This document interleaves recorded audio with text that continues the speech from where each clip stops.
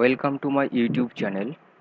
তো লাস্ট আমরা আলোচনা করেছি প্রিন্ট টাইটেলস নিয়ে।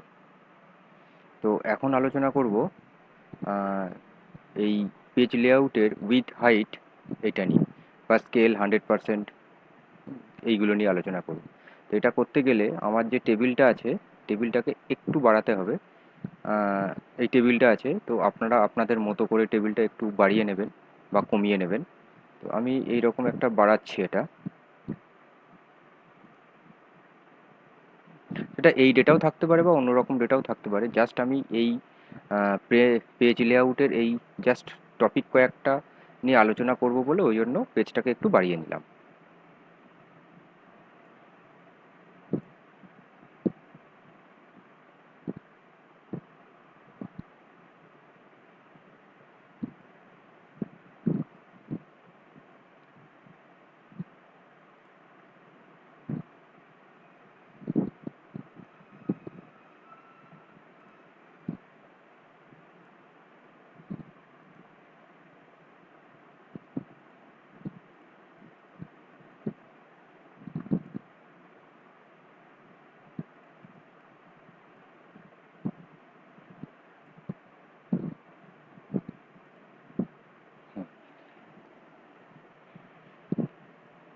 তো এটাকে সবকটাতে আমি আবার বক্সটা করে দিই, তাহলে সুবিধা হবে বুঝতে।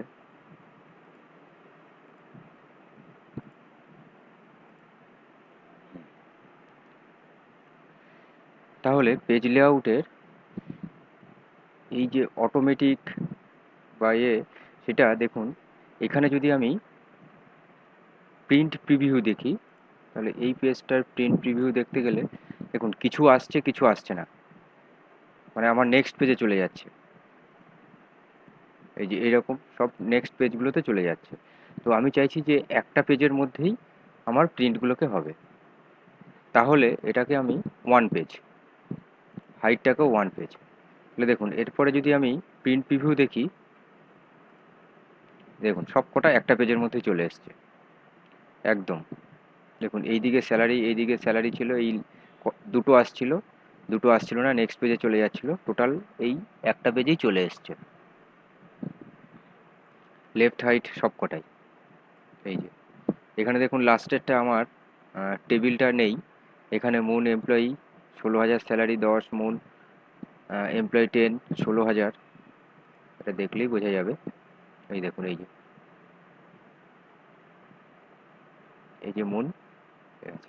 তার মানে এটা বলার উদ্দেশ্য হচ্ছে যে যদি কোনো কারণে আমার একটা পেজের কোনো কন্টেন্ট যদি অন্য পেজে চলে যায়, মানে আমি প্রিন্ট করার সময় যদি অন্য পেজে চলে যায়, তাহলে আমার এই উইথ আর হাইটটাকে কমিয়ে বা বাড়িয়ে আমরা সেটাকে অ্যাডজাস্ট করতে পারি। এটা আমি যেমন একটা পেজের মধ্যে বলেছি, আমি এটা দুটো পেজ, তিনটে পেজ, এইভাবে উইথটাকে এবং হাই অ্যাজ ওয়েল অ্যাজ হাইটটাকেও আমরা একটা পেজ, দুটো পেজের মধ্যে আমরা করে নিতে পারি। যে তাহলে আমরা এই স্কেল টু ফিট আমরা বুঝলাম। এরপরেই আসছে গ্রিড লাইন্স। গ্রিড লাইন্স বলতে একটুখানি দেখতে হবে, এই যে এক্সেলের যে এইখানে একটু আপনারা ভালো করে দেখবেন, এক্সেল খুললেই এইখানে এই যে প্রত্যেকটা বক্সের একটা গ্রিড লাইন দেখা যাচ্ছে। ঠিক আছে, তো এটা যদি আমরা এটাকে বন্ধ করতে চাই, তাহলে এইভাবে আমরা বন্ধ করে দিতে পারি। দেখুন আর কোনো কিন্তু গ্রিড লাইন দেখা যাচ্ছে না। আপনারা একটু এটা চেক করে দেখবেন, তাহলে বুঝতে পারবেন। আর একটা আছে, এই গ্রিড লাইন যেমন ভিউটা ক্লিক করলাম, অ্যাজ ওয়েল অ্যাজ আমরা প্রিন্টও যদি করতে চাই, তাহলে এখানে প্রিন্ট অপশানে ক্লিক করব। করার পর আমরা প্রিন্ট প্রিভিউতে গিয়ে দেখবো, এই যে দেখুন প্রত্যেকটাতে গ্রিড লাইন চলে এসছে কিন্তু একটা পেজের মধ্যেই, যেহেতু আমরা পেজ একটাই সিলেক্ট করা ছিল। ঠিক আছে, তাহলে বাই ডিফল্ট এটা প্রিন্টটাকে অপশানটা থাকে না। আমাদের যদি দরকার পড়ে আমাদের গ্রিড লাইন, তাহলে আমরা প্রিন্টের অপশানটাকে ক্লিক করে রাখতে পারবো। এরপর আছে হেডিংস। এই হেডিংস বলতে এই যে আমরা A B C D column heading বা রো রো হেডিং 1 2 3, এটাকে যদি আমরা দেখতে না চাই, তাহলে এইভাবে আমরা এটাকে ভিউটাকে ক্লোজ করে দেবো, বা রাইট ক্লিক করা থাকে বাই ডিফল্ট, সেটা যদি আমরা তুলে দিই, তাহলে এই হেডিংগুলো আর থাকবে না। আবার ক্লিক করলে হেডিংগুলো চলে আসবে। এবং আমাদের প্রিন্ট করার সময়, কোনো ডকুমেন্ট প্রিন্ট করার সময় আমাদের এই হেডিংসগুলো আমাদের প্রিন্ট করতে চাই, তাহলে প্রিন্টে ক্লিক করব। করার পর দেখুন প্রিন্ট প্রিভিউতে দেখলে দেখুন এই যে হেডিংগুলো চলে আসছে, ঠিক আছে? তাহলে এই ওয়েতে আমরা হেডিংগুলো প্রিন্ট করতে পারি বা নাও করতে পারি। এরপরেই আসছে একটা ছোট্ট জিনিস, সেটা হচ্ছে আমার অ্যারেঞ্জ। অ্যারেঞ্জ করতে গেলে আমাকে আরেকটু যেতে হবে, সেটা হচ্ছে শেপ। একটা শেপ আনতে হবে, সে এরকম ধরনের অনেক শেপ আছে। সেই শেপটা সাপোজ আমি এইরকম একটা শেপ নিলাম, আর একটা শেপ নিলাম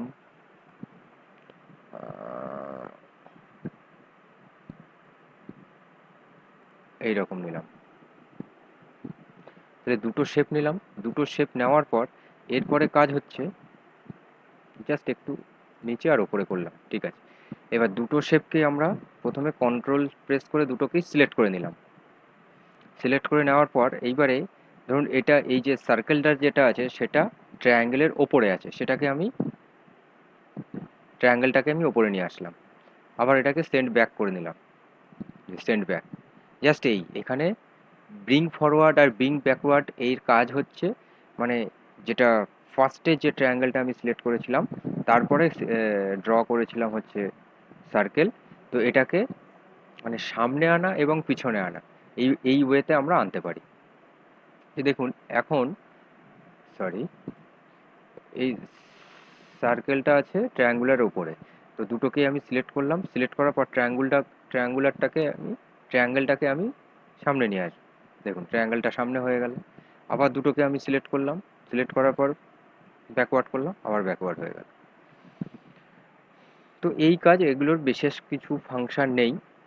এরপরেই আসছে অ্যালাইন, ওই যে লেফট অ্যালাইন, হ্যাঁ, সেন্টার অ্যালাইন, মানে সেন্টার যদি করতে পারি, আবার লেফট অ্যালাইন, অ্যালাইন টপ, মানে কিছুই না, এগুলো জাস্ট কোনো কাজ নেই, জাস্ট এগুলো সিলেক্ট করে অ্যালাইনমেন্ট সিলেক্ট করা।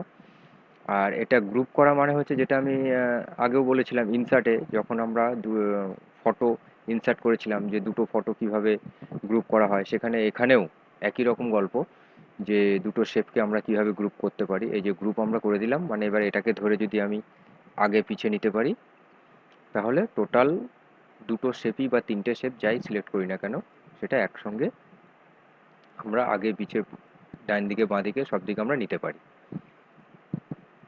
আনগ্রুপ করে দিলাম। এরপরে হচ্ছে rotate. Rotate 90 degree, left 90 degree, vertical, horizontal. তো এই ওয়েতে আমরা আমরা আমাদের রোটেটগুলো করতে পারি, ঠিক আছে?